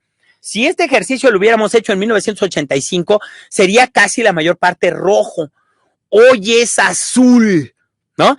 Y el que sea azul, por supuesto, es un tema de preocupación para su servidor por la gran carga económica y social que está representando la diabetes y los problemas renales, por la gran carga económica y social que nos están representando los problemas maternos y neonatales combinados con el VIH y por supuesto con la gran carga de pérdida de vida saludable que nos representa la violencia en la sociedad mexicana, ¿no? Entonces vean, temas emergentes para los cuales nuestro sistema de salud, lo voy a decir con mucho respeto y por supuesto con un sentido retador para todos nosotros, para el cual requerimos desarrollar capacidad, ¿no? Luego tenemos el asunto de la mortalidad, ¿no? Y por desgracia, la mortalidad por enfermedades crónicas no transmisibles como la diabetes, la enfermedad renal y las enfermedades cardiovasculares están ocupando ya un lugar primordial como causas de muerte, habiendo desplazado a aquellas que mataban a la población en los años 80 y que nos tienen que hacer pensar porque fíjense bien, son problemas de carácter permanente, son enfermedades que requieren una alta inversión en salud, que generan complicaciones y que en la medida que generan complicaciones, una gran pérdida de vida social y humana, una gran carga de sufrimiento, ¿no? Entonces, la mortalidad por diabetes, por enfermedades crónicas, por neoplasmas y por violencia intencional ha venido aumentando, como lo ha hecho, y lo decíamos hace rato también en materia de infecciones, el VIH y otras ITS como causas de mortalidad, ¿no? Si no las vemos recurrentemente en los centros de salud, es simplemente porque no llegan, no porque no existan. Y para un servidor en materia de determinación de necesidades, me parece fundamental en este momento crear preocupación en el público que trabaja en primer nivel para empezar a pensar, primeramente, a quién le va a tocar atender eso, ¿no? ¿Y quién va a hacer qué? ¿Cómo lo va a hacer? ¿No? Y la parte más profunda, ¿qué recursos se necesitan? No, ahorita vamos hacia allá, ¿verdad? Pero ¿qué recursos se necesitan para poder responder a esta tremenda carga de mortalidad vinculada a enfermedades crónicas no transmisibles y a otros desórdenes sociales y mentales como, en este caso, la violencia? Entonces, viendo causas de muerte, estas sí están un poquito más diversificadas y podemos ver entre las 10 primeras causas, por supuesto, el VIH y también algunos trastornos respiratorios y tuberculosis.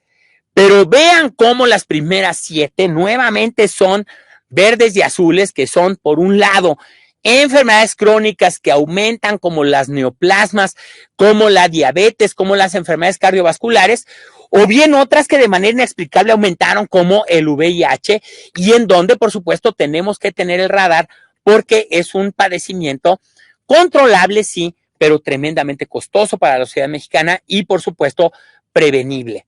¿Sale? Entonces, nuevamente, vean ustedes cómo en materia de mortalidad casi todo es verde. Algo está pasando, ¿verdad?, en nuestra sociedad, que la violencia sigue siendo una causa de muerte muy importante, como los accidentes, pero sin dejar de ver, ¿verdad?, también la proporción que van ubicando los padecimientos no transmisibles y la carga que siguen representando el VIH y algunos trastornos maternos y pediátricos, ¿no?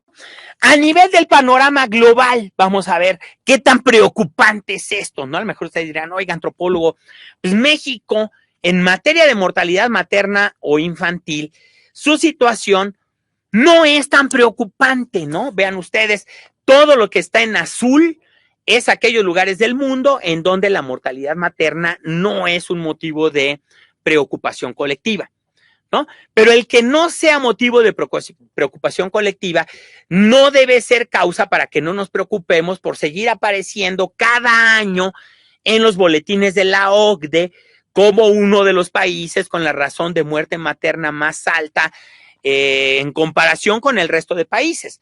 Vamos a ponernos en perspectiva, ¿no? Noruega declaró el año pasado tasa de mortalidad materna igual a 0. Fíjense bien. Mortalidad materna igual a 0 Noruega. México entre 32 y 34 muertes maternas por cada 100,000 nacidos vivos. Somos de la razón de muerte más alta de países de la OCDE junto con Turquía, ¿no?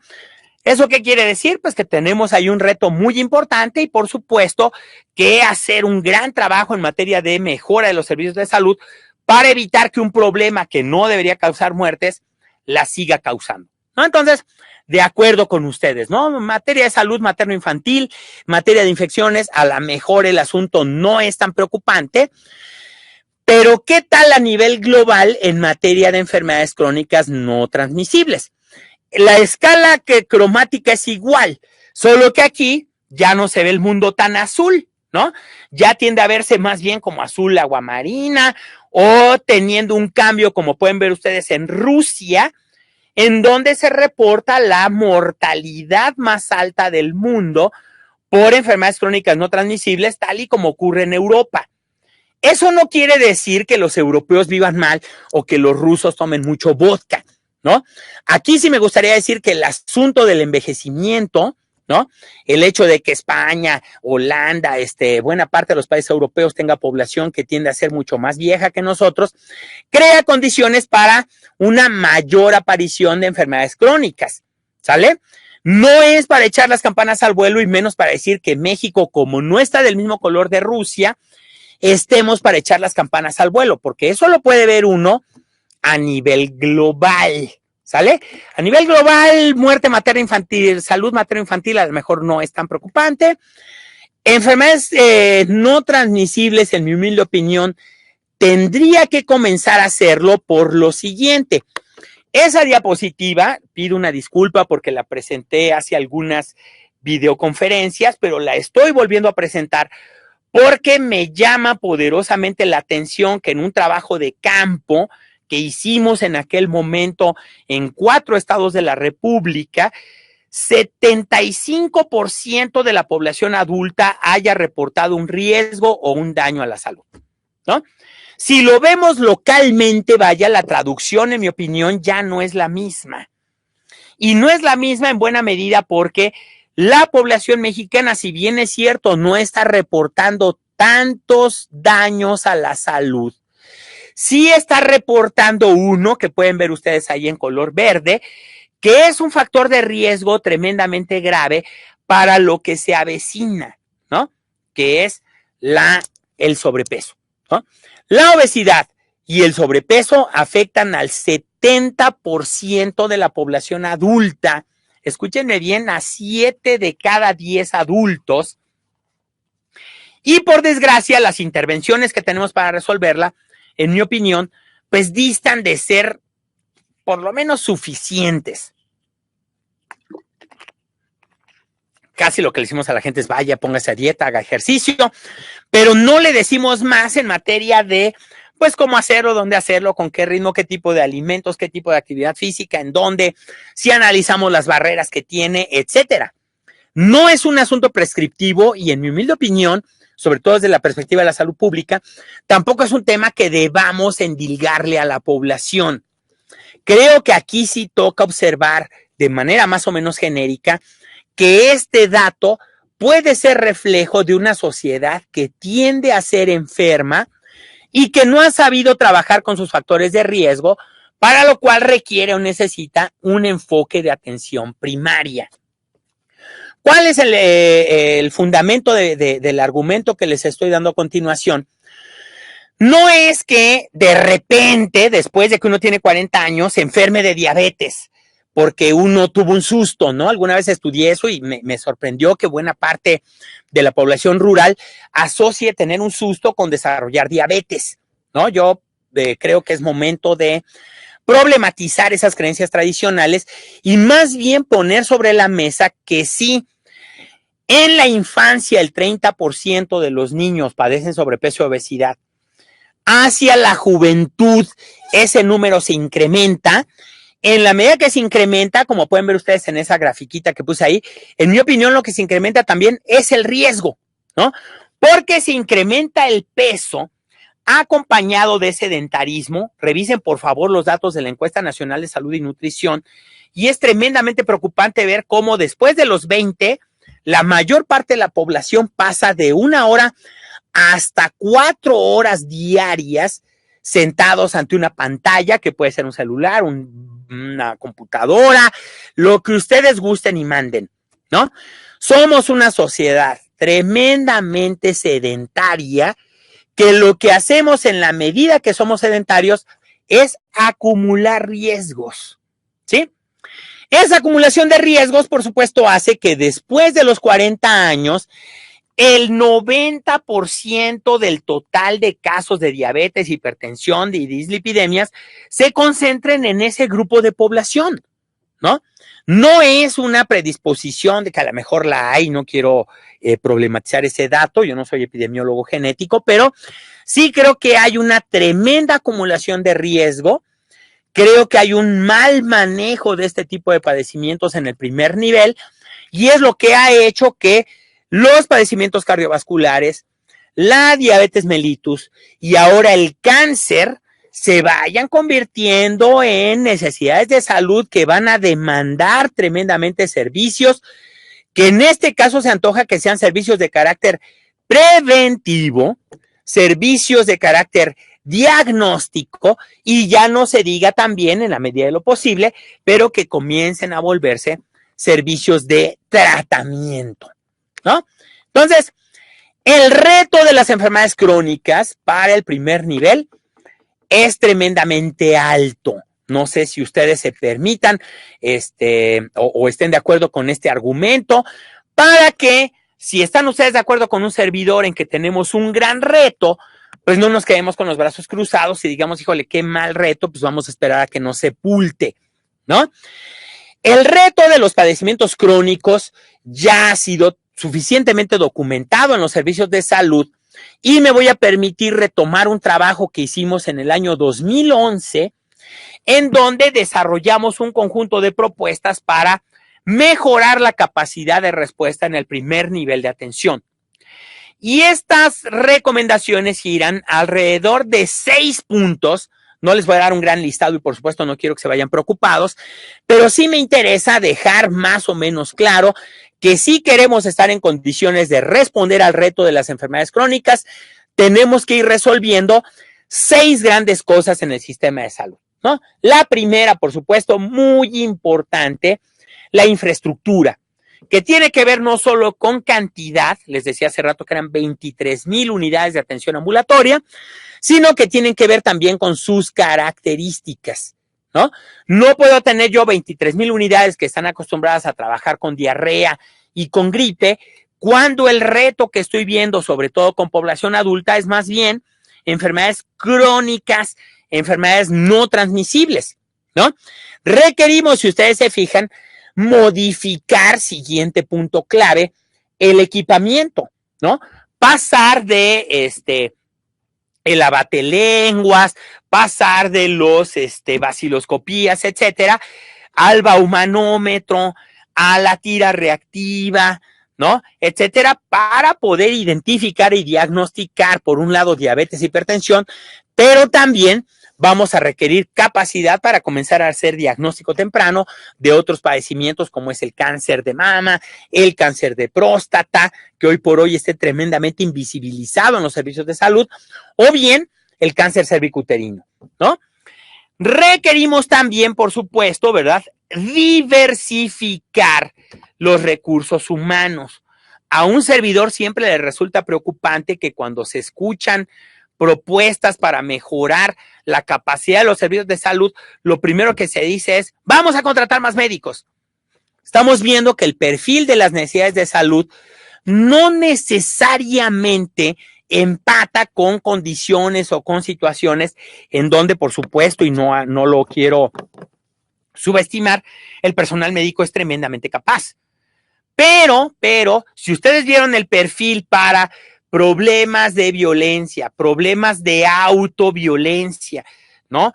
Problemas de depresión o situaciones musculoesqueléticas, pues no necesariamente se antoja personal médico, sino a la mejor, ¿verdad? Y lo venimos viendo desde que se lanzó la estrategia nacional para el sobrepeso y la diabetes, pues que el personal médico se tiene que acompañar de otros recursos, ¿no? Y si el tema va siendo el sobrepeso, pues creemos que se antoja tremendamente ver más nutriólogos en el primer nivel, o nutriólogas, ¿verdad? Más personal que se dedica a eso que exclusivamente personal médico, ¿no? Como también se antoja tener psicólogos o personas que se dedican a la activación física, pues por el tipo de riesgos que son inherentes al tipo de padecimiento y además considerando, ¿verdad? Que si la obesidad es un gran factor de riesgo, la dieta y la activación física son dos cosas que contrarrestan ese y que se vuelven protectores para muchas otras enfermedades, ¿no? Requerimos fortalecer o retomar el debate sobre los sistemas de información. Requerimos modernizar porque parece que la cosa hasta se vuelve un tema tabú y no necesariamente un tema que debamos discutir, como es el asunto del abasto o el desabasto de medicamentos. Y por supuesto, que ya lo dijimos en la introducción de la presentación, la capacidad gerencial y directiva de las personas, no solo de los que operan el servicio de salud, los tomadores de decisiones, sino también de las personas que trabajamos ahí, ¿no? ¿Qué tendríamos que hacer para poder orientar nuestro modelo de atención hacia un modelo que esté basado en la APS? Igualmente, ¿verdad? Después de la revisión de la literatura que hemos hecho y después de revisar la casuística de los estudios que hacemos nosotros en campo, les queremos proponer trabajar en 4 grandes ejes, ¿no? Primero, centrar la atención en las personas. Después, en promover la salud y prevenir enfermedades. Después, en un tema que ahorita vamos a explicar, que es la continuidad de la atención. Y finalmente, en el desarrollo de herramientas de monitoreo y seguimiento. Cuando nosotros hablamos del 1, que es poner a los pacientes en el centro, lo que estamos haciendo es retomar el modelo de pensamiento sistémico que publicó la Organización Mundial de la Salud en el año 2009, escrito por Ron de Sauvigny y Adam, ¿no? Y estos autores lo que dijeron de manera muy crítica es que si nosotros vemos los viejos esquemas de sistemas de salud, esos viejos esquemas no tomaban en cuenta a la gente, ¿no? Eran esquemas que hablaban de la rectoría, la provisión de servicio, la equidad, etcétera, pero en donde no se decía que nosotros logramos eso en la medida que trabajemos bien con la demanda, ¿verdad? Con las poblaciones para las cuales nosotros tenemos razón de ser. Entonces, ¿qué pasa en general, verdad? Cuando hablamos de eventos autocontenidos, una diarrea, una gripe, cosas así, pues uno va al servicio de salud y si se resuelve o no el problema, pues vamos a decir que el riesgo de morir por una gripe, por una diarrea, es tremendamente bajo. No así, ¿verdad? Con enfermedades crónicas. Ahora, el problema que tenemos con las enfermedades crónicas es que los pacientes deben estar prácticamente vinculados, sobre todo, ¿verdad? Al primer nivel y no trabajar con ellos como hacíamos antes, ¿verdad? Porque aquí sí, el paciente debe estar presente y no como pasa en esta metáfora del radar, en donde está presente, pero cuando el paciente aparece, ¿no? Por eso les decía hace rato, no es que no haya depresión, lo que pasa es que no va la gente a atenderse al servicio de salud por depresión y al no ir, no aparece en nuestro radar, ¿no? Pero si empezaran a ir y nosotros comenzáramos a atender, comenzará a crearse la idea en el público de que, oye, si tienes un problema de depresión, ve a la atención ambulatoria, por lo menos a que te hagan un diagnóstico y de ahí un plan de tratamiento para mantenerte en el radar de los servicios, como es el caso de aquellos que padecemos una enfermedad crónica, pero en donde lo que tenemos que trabajar también serían las características de la población, es decir, ¿quiénes son aquellos que tienen una mejor adherencia al tratamiento y quiénes no? En este caso, en definitiva, lo que se antoja es desarrollar competencias, capacidades para trabajar con aquellas poblaciones con las que es más difícil, ¿no? Y, por supuesto, estar tratando de ver quiénes son los pacientes. Porque hoy, por los datos que nosotros vemos, tenemos la impresión de que son más mujeres que hombres, por ejemplo, las que desarrollan diabetes, y que son más mujeres que hombres las que enfrentan barreras para resolver sus factores de riesgo, ¿no? Uno de ellos, por supuesto, poder prepararse sus alimentos, y otro que es muchísimo más complejo en materia de disponibilidad de tiempo para poder practicar actividad física, ¿no?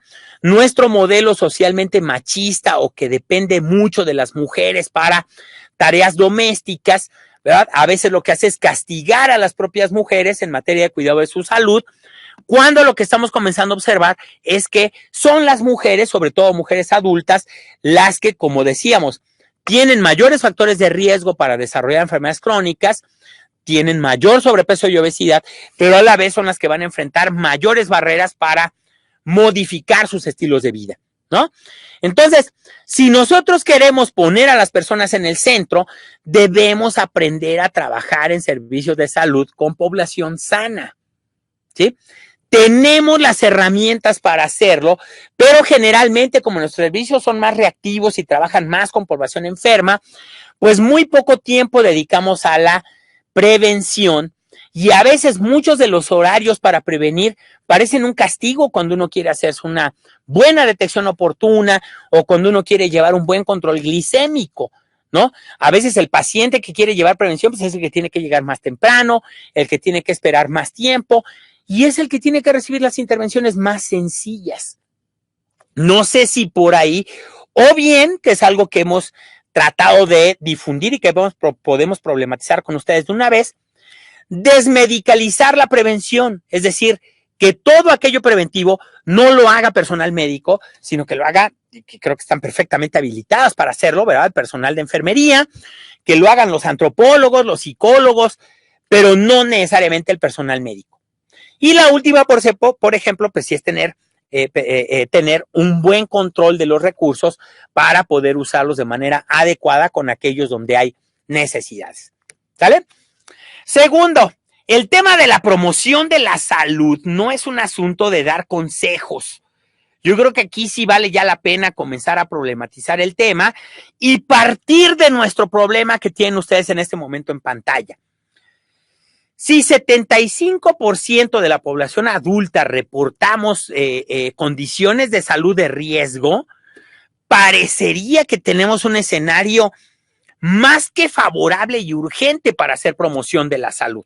No solo eso, para poner metas de producción de servicios, pues no se va a tratar de decir, ahora voy a promover acciones contra la obesidad, sino que más bien, ¿cuánto esperan ustedes lograr a partir de promover acciones contra la obesidad? Vamos a hacer A o B, pero porque queremos lograr cambios en X o Y personas, ¿no? Si van a trabajar, por ejemplo, con obesidad infantil, lo que se antoja es que vayan a hacer promoción en las escuelas y obviamente promoción que tenga intervenciones.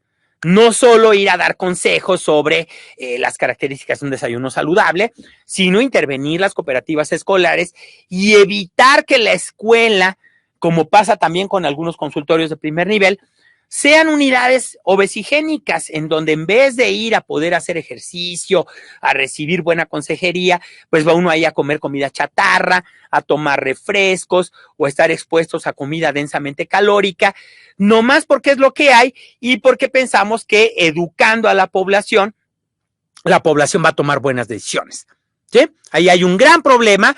Y el otro gran problema que tienen ahí, véanlo, es que no sabemos trabajar preventivamente con la población adulta. Si nos propusiésemos, entonces tendríamos que plantearnos por lo menos un estancamiento, ya no se diga comenzar a disminuir la incidencia de padecimientos prevenibles, sobre todo cardiovasculares y diabetes mellitus, ¿no? Esto combinado con acciones que empoderan a los usuarios es algo que hemos visto en muchos lugares del país, en donde el usuario puede ayudar a otro usuario, como pues, a través de los grupos de ayuda mutua, trabajando, ¿verdad? Como se debería, con las encuestas, las cédulas de factores de riesgo, para poder desarrollar pláticas informativas, no sobre los temas que nos gusten y nos apasionan, lo cual es bastante bueno, sino sobre aquellos temas que están afectando a la población y en donde a lo mejor podemos hacer algo, por lo menos para diagnosticarlo o visibilizarlo, como pasa con temas de violencia o con temas de consumo de sustancias. Y ya lo otro, pues es obviamente empezar a hacernos preguntas sobre pues, cómo vamos a empezar a trabajar a resolver problemas de salud modernos, como los que estamos viendo, no solo en el ámbito de la consulta médica propiamente dicha, sino comenzando a considerar otro tipo de recursos que juegan un papel muy importante en la morbimortalidad moderna, en donde nuestros padecimientos no son consecuencia únicamente de dormir bien o dormir mal, sino que están combinados con muchos otros factores, en donde también el trabajo, el transporte, etcétera, pueden jugar un papel importante para mejorar la salud. Entonces, si se nos antoja, ¿verdad?, vincular la promoción de la salud con muchos otros temas de lo que se trabaja en los centros de salud, acompañado de una diversificación de la mano de obra, ¿verdad? De la fuerza de trabajo y, por supuesto, de un enfoque diferente sobre cómo deben proveerse los servicios de salud, ¿no? Aquí la idea de red de servicios de salud tendría que pasar en primer lugar por resolver claramente la continuidad de la atención. Para eso tenemos que saber trabajar primeramente con factores de riesgo que incluyen búsqueda intencional, de ver a salir al campo, a hablar con la gente, ¿no? Interactuar, pero para poder lograr diagnósticos oportunos, ¿no? Hoy por hoy, si ustedes revisan de lo que ustedes quieran, mi opinión es que más del 60% de quienes padecemos una enfermedad crónica nos enteramos en un hospital y no en un centro de atención ambulatoria, en donde el diagnóstico oportuno pues, es la puerta de acceso al tratamiento. No tendría que estar separado como lo está en la actualidad, diagnóstico de tratamiento, sino formar parte de esta idea del continuo de la atención para poder saber qué también estamos manejando a nuestros pacientes crónicos y poder trabajar de manera asertiva en servicios de salud con prevención primaria y también con prevención secundaria, pero de manera deliberada. Al mismo tiempo, yo creería que esta es una reforma urgente. Debemos poner al centro de salud como núcleo de la red, no a los hospitales como ocurre en la actualidad. Y obviamente el tener al centro de salud como el núcleo de la red obligaría primeramente a establecer mejores mecanismos de control para el manejo de padecimientos crónicos, en donde la UNEM juega un papel fundamental, mejores mecanismos de control para la referencia al segundo nivel, en donde los hospitales van a jugar un papel fundamental, y también mayor gerencia, en donde quienes van a jugar un papel fundamental son las jurisdicciones sanitarias, ¿no? Así podemos dejarle cancha ahora sí a los decisores de que hagan buena planeación, buena gestión de recursos y que se coordinen de manera más efectiva para conseguir plata con las instancias financiadoras, ¿no? En el pasado fue la Comisión Nacional de Protección Social en Salud.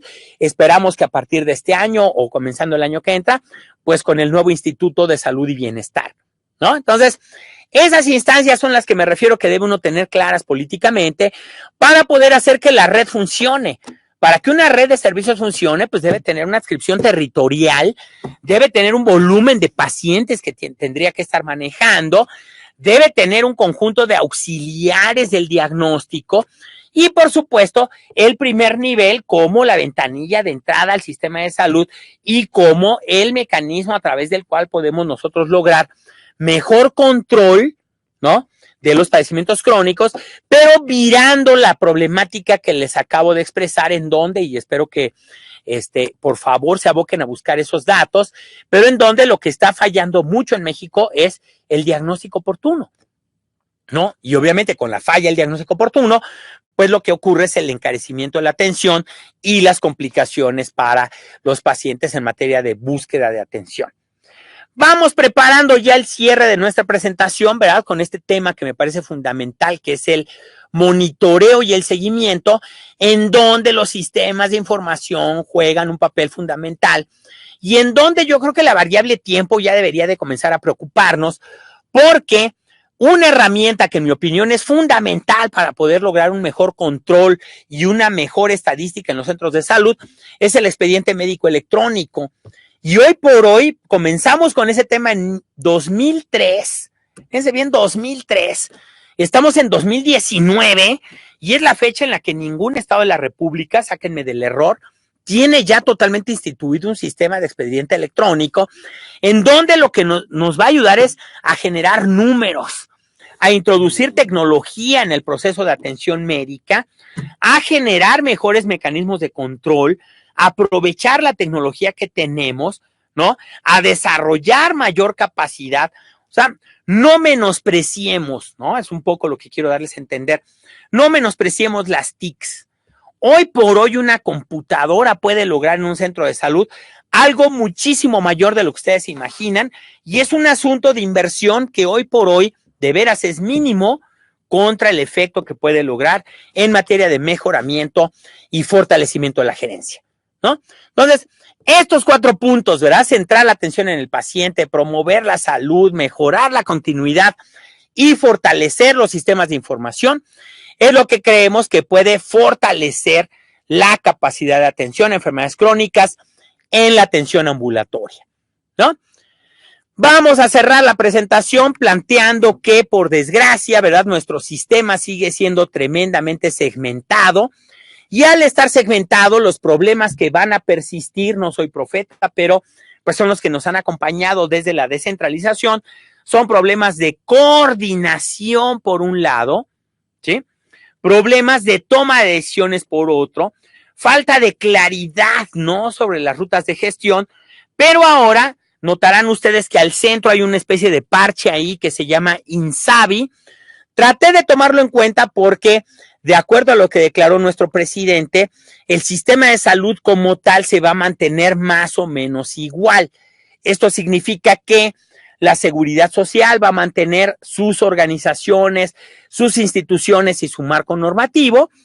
Y por otro lado, los servicios para población sin seguridad social que atendía o atiende, porque eso todavía no es claro, el Seguro Popular, los va a atender ahora el Instituto de Salud para Bienestar, ¿no? Este Instituto de Salud para el Bienestar creo que sí requeriría una revisión importante, porque muchas de las cosas de las que un servidor les habló no se pueden identificar claramente en el diseño de este instituto, ¿no? De entrada, por ejemplo, se nos habla que esta va a ser una entidad que mantiene más o menos las mismas funciones que la Secretaría de Salud. Es la primera vez que no escucho esta idea de que la Secretaría de Salud es la entidad rectora. Entonces, si no es la entidad rectora, ¿qué va a hacer en el nuevo instituto? Y mi otra gran pregunta importante es, ¿cómo se va a coordinar para las acciones de política pública que van dirigidas a resolver riesgos y daños a la salud, ¿no?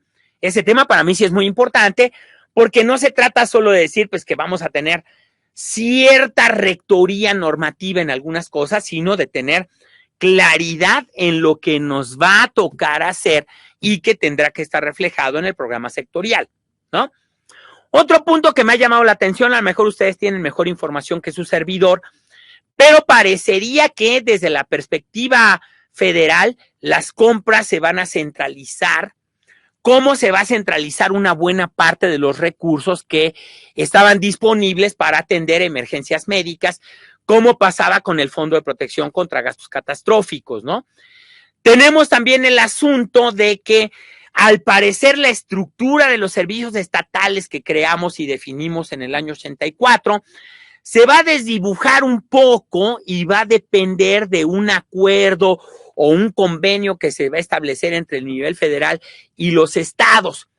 Esto creo que tiene un poquito de incertidumbre y que sí va a valer la pena tener muchísima mayor claridad, sobre todo en materia de las acciones en salud, es decir, quién va a hacer qué para resolver las necesidades de salud que, no me dejarán mentir, no van a dejar de aparecer, no van a modificar su tendencia en lo que nos ponemos de acuerdo, sino que más bien están reclamando que nos organicemos y nos coordinemos mejor para poder tener un mejor plan de respuesta.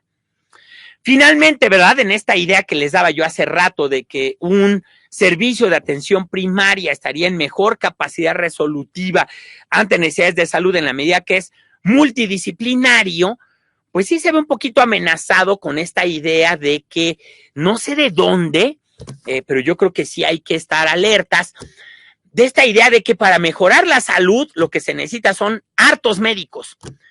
En lo personal, de veras, no estoy muy seguro. Les invito a que lo reflexionen y más bien lo que creo es que faltan otros recursos de salud que van a hacer el trabajo que los médicos pues no están habilitados a hacer, ¿no? Hoy por hoy lo que se antoja a lo mejor es que los médicos, el personal de medicina sepa curar mejor, ¿no? Tenga mayor capacidad resolutiva para resolver, ser más eficientes, tener menores listas de espera, ¿no? Dar una mayor consejería clínica en asuntos preventivos, pero ponerlos a hacer toda la prevención me parece ya, como les decía hace rato, sobrecargar un poco la mano, como también lo sería ponerlos a hacer trabajo de campo y que vayan a ver también cuestiones de carácter de promoción de la salud o de medicina comunitaria, ¿no? Creería que sí es momento de reflexionar sobre, pues uno, cómo le han hecho las enfermeras para tener mayor peso en el sistema de salud y eventualmente, pues, seguir sus pasos y comenzar a visibilizarnos un poquito más a aquellos que no somos médicos. Y por otro lado, por supuesto, a tratar de diversificar la respuesta, porque es en la medida que nosotros sepamos hacer notar nuestro trabajo que se va a contratar a un recurso humano diferente, ¿no?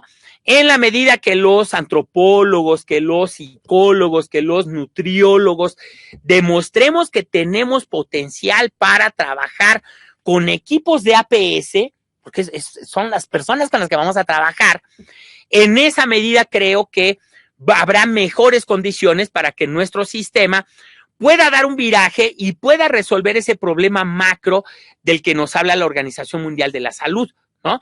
Solo volviendo primer nivel prioritario es como vamos a dejar de ser un modelo hospitalocéntrico, y de veras este modelo hospitalocéntrico, by the way, no crean que se originó a mediados del siglo pasado. Nació con Flexner en 1910, tiene ya 109 años de antigüedad.